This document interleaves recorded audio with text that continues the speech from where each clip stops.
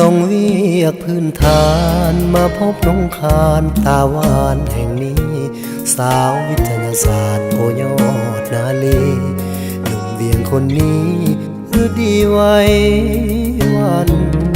เสาะหาแต่ดนกว่าจะพบคนคือกับน้องคานจึงอยากจะขอผูกมิตรสัมพันธ์เคียงคู่น้องคานสิได้บ่น้อลงมาพื้นฐานบ่ทันเฮิงนานก็ว่าแล้วบ่แฟนไผเด้เบาเบียงหูบล้ออย่ามาลวงล้อน้องให้ไว้วัน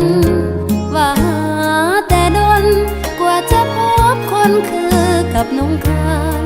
สาววิทยาศาสตร์น้องคนหากทานบ่อาจเทียบกันกับสาวเวี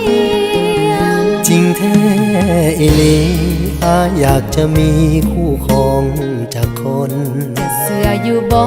เบาเวียงหน้ามนอาจมีคนอยู่เวียงเคียงซ้อนเสื่อเถิดหน้ามีเพียงคาดานี้แหละบางอ่อนหรือว่าน้องมีผู้ใดไว้ก่อนเพื่อจักบ่อนหักน้อง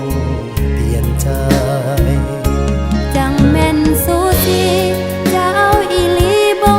เบาเวียงจันบ่แม่นมาหาเรื่องหยอกล้อกันแล้ว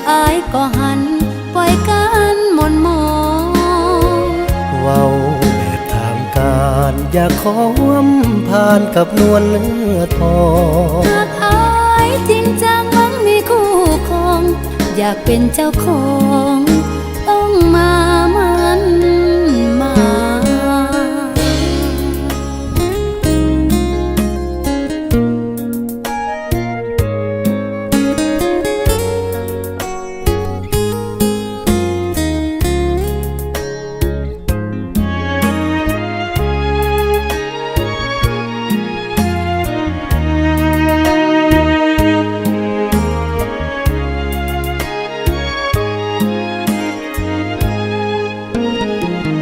จริงแท้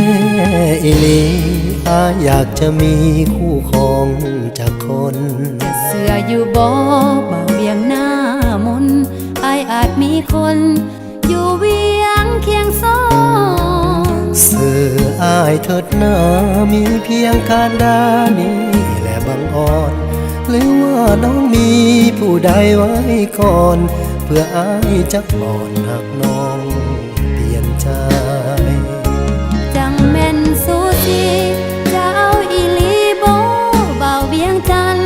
บ่แม่นมาหาเรื่องหยอกล้อกันแล้วก็หันปล่อยกันหม่นหมองเว้าแบบทางการอยากขอผ่านกับนวลเนื้อทองหากจริงจังหวังมีคู่ครองอยากเป็นเจ้าของต้องมามั่นหมายสาววิทยาศาสตร์หากทานเปิดใจจะคู่เคียงสายเบาเวียงจันทร์